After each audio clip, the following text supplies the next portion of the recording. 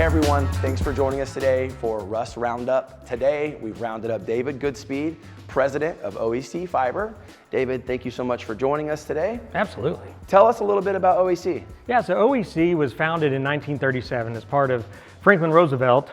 He had a Rural Electrification Act, which basically was helping serve electricity to the unserved rural parts of America, Oklahoma, places like that. Back in the 30s, there was a need and a desire for people to live in the country, and they needed the simple necessities of life, and electricity was one of them. And it was pretty cool that even back in the 30s, that was looked at as a basic need.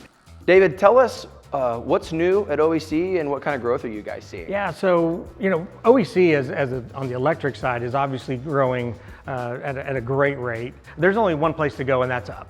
And that's not happening very easily anymore. And so you're starting to see this sprawl out into what we used to consider rural America, where it's like, oh, you live that far out of town, and now we've just got housing additions popping up left and right and things like that. And with OEC being predominantly suburban, but also rural, there's a lot of growth. It's a very controlled growth, which is great for the electric side, just because, like I said, we've been here since 1937, and we'll be here for another 100 years. And David, you mentioned the growth that you guys are seeing, and specifically in your area of expertise is the fiber portion. Yeah. Tell us a little bit more about that. So back in late 17, there was a survey that was done for all our members that says, what could OEC do for you in the future, something along those lines. And so a lot of the members wrote in and said, we need quality access to the internet. And so it was at that time that OEC Fiber was born. I started in September of 2017, and then we started construction in early 2018, started connecting homes in 2019, and then this little thing called COVID hit. And that's whenever everything just exploded for us. We're in a brand new building because we had to hire so many team members. We've got 40,000 members on the electric side. We've got over 40,000 subscribers on the internet side.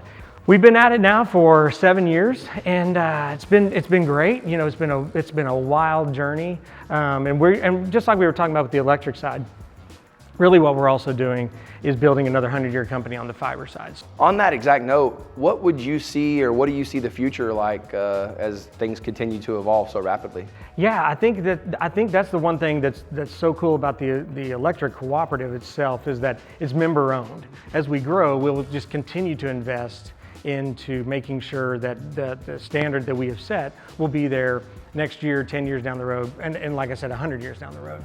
Awesome. Yeah. Well, thank you so much, David, for joining us today, and thank you.